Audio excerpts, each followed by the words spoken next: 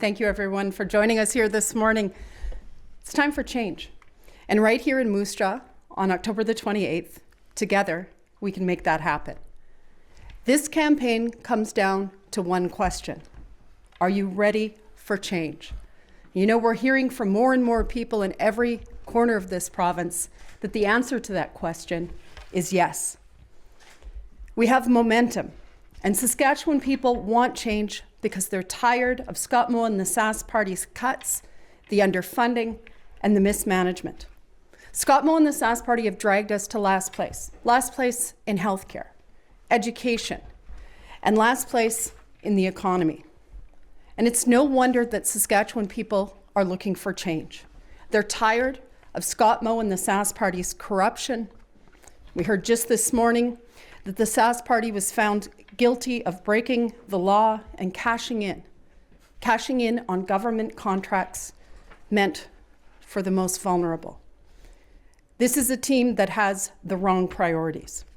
While Scott Moe and the Sask Party are focused on themselves, we're focused on the priorities of Saskatchewan people. And guess what? Together with the people of Saskatchewan, we can put an end to that corruption, the misplaced priorities, and on October the 28th, we can deliver that change for Saskatchewan people.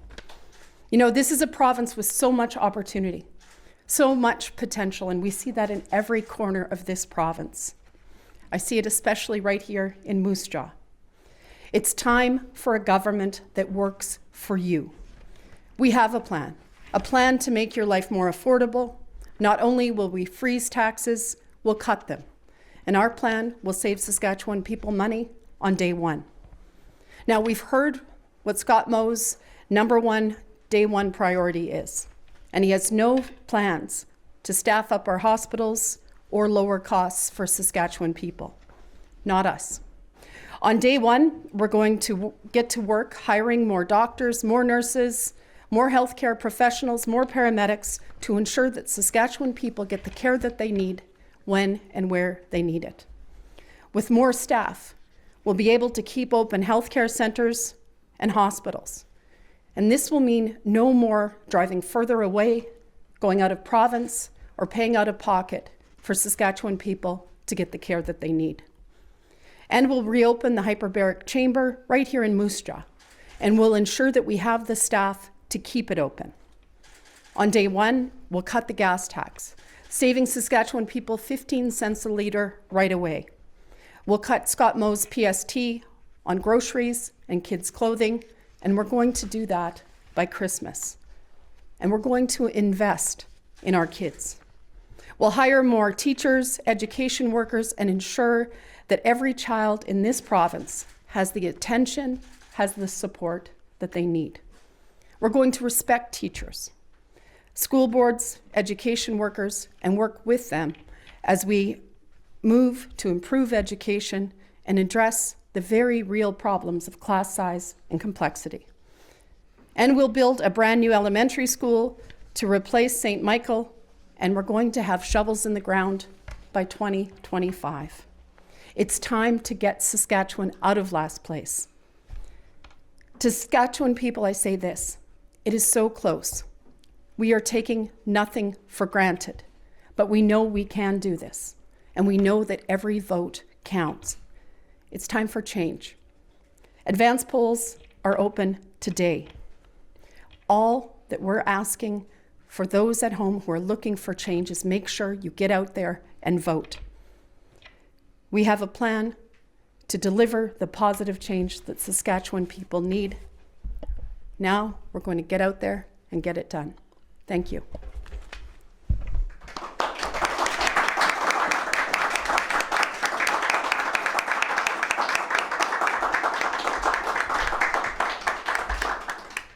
Happy to take questions. Yes. Are you surprised by Mr. Harrison firing Mr. Fitzpatrick after the SRC after he raised concern about conflict of interest in the company? Yeah, this is a very concerning story where a whistleblower appears to have been fired. There's a long, detailed article about this.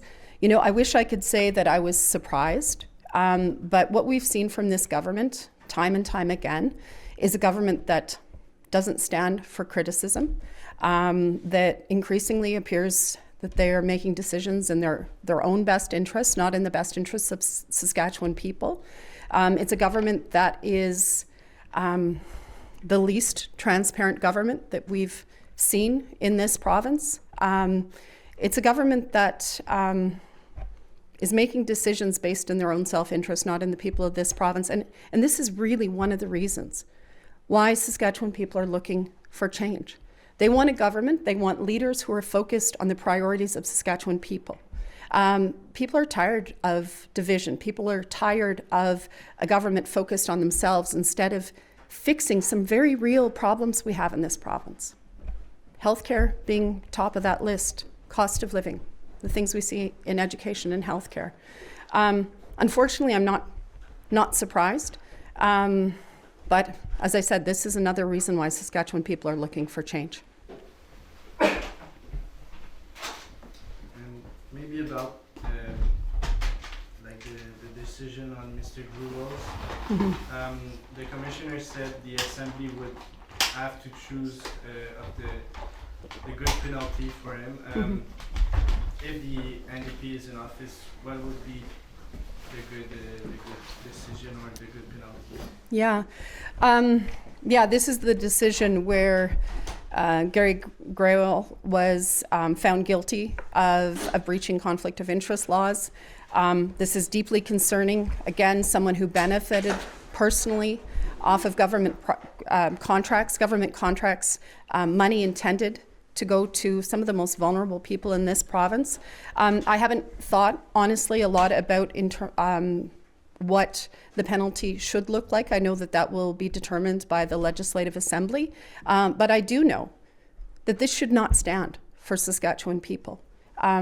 People need to know that their elected officials are treating public dollars with respect, that those dollars, the efforts is going into benefiting Saskatchewan people, not benefiting politicians. Again, another reason why people in this province are looking for change. People are tired of this. People deserve better than this. And yesterday, Scott Moore reacted to the recording your party posted. He said, quote unquote, he did not want to play this kind of politics. Do you have a comment on Scott Moore saying that? Well, look, what was released were the words of his own member, his own MLA. As I said, people are tired of this. If their members are out door knocking, and I don't care which area of the province you're in, they're hearing this from people. People are not getting the care that they need. People are dying on wait lists in this province. Our kids are not getting what they need. There are parents in Moose Jaw who are being called to come get their children with special needs because they cannot support them in their schools. Mr. Moe, if he doesn't like what people are saying, then he should have taken at some point over the last 17 years the opportunity to fix these things. This is why people are tired of this. This is why people are looking for change. And again, every vote is going to matter. People have the opportunity this election, starting today, to get out there and vote for that positive change, a government that is focused on fixing these things, not focused on their own political self-interest. Any last questions? Was there at all any gray area in Mr. Graywall's situation? I think he was found to be in the wrong because he didn't evict, I think, 3 people for 2 weeks from his motel, but he had already stopped accepting other people. Is that at all a defense? I know it's been tried to use. Yeah, it's a rather lengthy decision. It's there, the Conflict of Interest Commissioner. I think it comes down to this. People in this province are pretty practical. They know what's right and wrong. No one in this province thinks that it's okay for a member of the Legislative Assembly to benefit by jacking up rates for social assistance clients in his own motel. I don't think that's a gray area for people in this province. Wrong is wrong. Will this make it more difficult to attract business people to run for politics? I mean, if they have a gas bar, somebody stops in for gas with a government vehicle. There could be conflict, I guess, situations like that. Again, let's look at this decision. There are, and we have some of the, let's say our conflict of interest laws need modernizing, need tightening up, something that happens in almost every other province. There are ways for business people, for people of all backgrounds to be able to enter into politics, to work with the Conflict of Interest Commissioner to ensure that they're compliant. Mr. Graywell was given notice. He had 90 days to come into compliance. He didn't do that. And this is the result that we see with this judgment by the Conflict of Interest Commissioners. Again, people know what's right and wrong. People know that elected officials should not be benefiting, should not be pocketing money meant for the most vulnerable. And again, it's not just that he accepted the money, it's that he doubled the rates once he found out that these were social assistance clients. This is just wrong. Any final questions? Maybe today is the first day of voting. What do you have to say to people to go out there and vote? Yeah. I say to Saskatchewan people this. You know what the issues are. You know, if you look at our healthcare system, you look at your own finances and your own family. If you look at what your kids are getting in school, if you look at our communities that are faced with double the rate of violent crime in this province when compared to the rest of the country, when we look at the fact that we're losing a person every day to overdose and addictions, I say you deserve better than this. What we have on offer in this election, this team, these two fantastic candidates here in Moose Jaw and a whole team of them right across this province, what is on offer is a government that is focused on the number one priorities of the people of this province, a government that is ready to hit the ground running on day one. Saskatchewan people know what the issues are. What they need is a government that's focused on them, digging in and fixing those issues. There is opportunity in every corner of this province. Too much of it is being left on the table. Too many Saskatchewan people being left behind. This election, your vote matters. It's so important. Get out there and vote. Talk to your friends, your neighbors. Talk to those at Coffee Row. Talk to your co-workers. Your vote matters. And people can vote for that positive change, again, starting today.